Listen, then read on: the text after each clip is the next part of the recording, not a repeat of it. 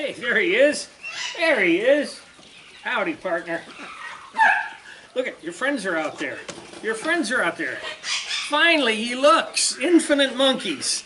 Hi, everybody. It's Robert Earl out here at the Eco Ranch Sustainable Living Education Center, along with Cascade the Wonder Dog. And he's going to wander off and leave us wonder what it is he does, as usual. But I thought I'd do a short video about how I'm supplementing these meat chickens of ours. You know, this summer, because the heat, it started out so hot, the whole summer has been revolving around raising these meat chickens, and now as it's kind of morphed forward, turning it into an experiment that will eventually turn it into a little book that I'm going to write, just a small book. And of course these videos. But one of the things I'm doing is, since we are in the desert, we don't have the ability to pasture our birds, put them out on forage like so many of you do, which if you're not doing that, look into chicken tractors, look at Joel Salatin's videos, see how he does it at Polyface Farms, because that's probably a very economical way to raise your meat chickens. Even if you have Cornish crosses, you can do it, and there's several videos that I found online about that. But here's what we're going to talk about. We're going to talk about sprouting millet to feed them. I have to sprout something because I've got no grass for them. So I've tried Milo. For some reason, I can't get the Milo to work properly for me. I haven't looked it up, but more than likely, and somebody can comment on this, Milo is probably a colder weather crop. Although I say that now, but the first year we were here, we had a little trench that we were running our gray water in until I developed the gray water system. And we grew an awful lot of sorghum, Milo, in that, and it grew wonderfully all summer. So I don't know why it didn't work, but it does take a long time to sprout where millet doesn't. So I'm going to show you what I do for millet. You can already see in front of me. It's the same thing that I'm doing to make our microgreens for my little microgreen business. All I've got is various containers. I picked this one up for free outside of the thrift store. They just had it out there free. These were given to me. I bought these. But I just put, about that much potting soil in, which is just what I do for the microgreens. So this works pretty much the same way for microgreens or for sprouting millet. But we're going to be sprouting millet for the chickens. That's all I'm talking about here. So you got about that much dirt in the bottom, ready to go. All I have to do is, I've got these 4 ready. I've got 4 more to do. All I have to do is just spread the millet in there. Now the thing about spreading this millet is you want to spread it thick.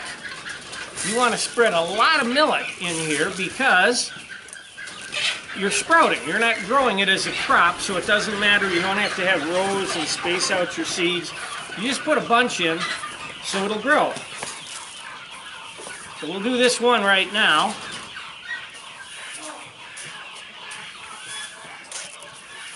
If I pick it up, the millet's going to slide around, but I think you can see that's a pretty good cover of millet there.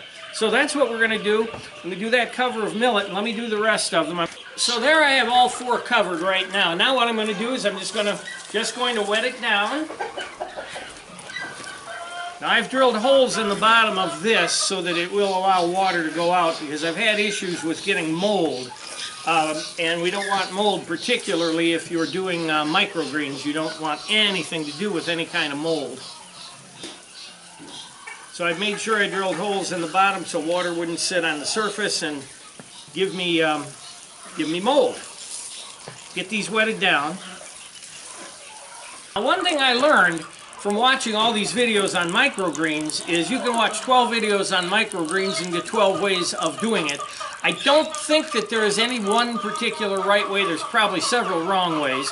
But what I do is I take an old bottle, because I've got a lot of bottles around here, and I just go smash, smash, smash all the way around and just smash the seeds down into the soil. Now the ones that didn't smash down there, we just leave them alone.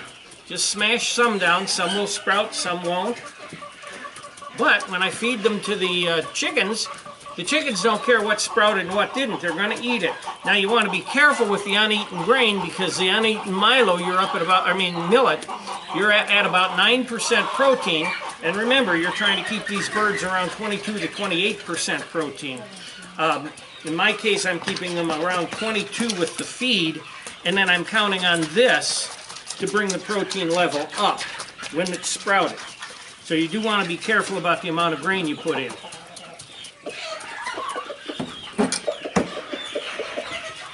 There we go, all smashed down, and that's all. That's it, except we got to put it in the garden. So let me move you over there and we'll do that. All right, so here's my microgreen garden, essentially. It's just a couple of shelves I built inside what I eventually made into the garden. You're completely surrounded by all of our garden because it has to be protected from the chickens. So we're all set up here with these now. Because of the humidity in the desert and because we are trying to sprout something, every one of these has to be covered.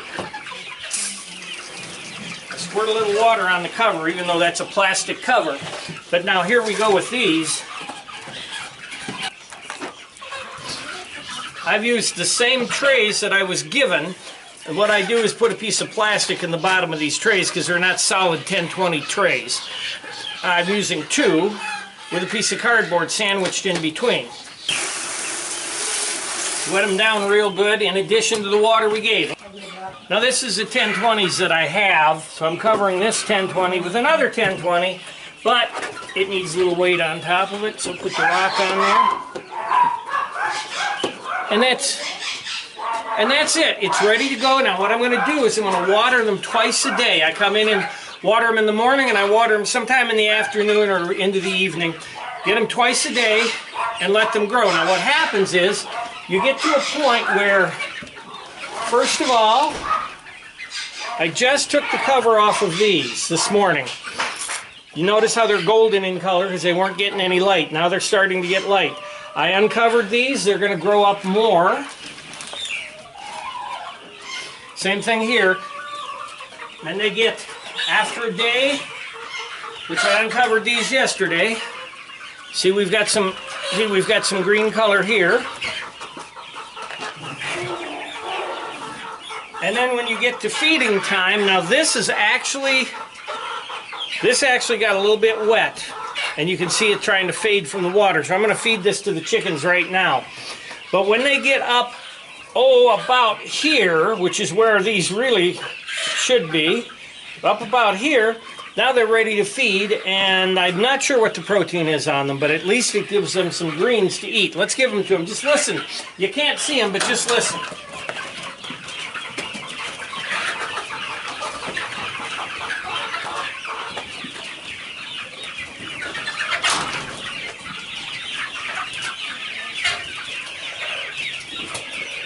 You can hear that excitement as they say, oh boy, greens, greens, we're going to eat them.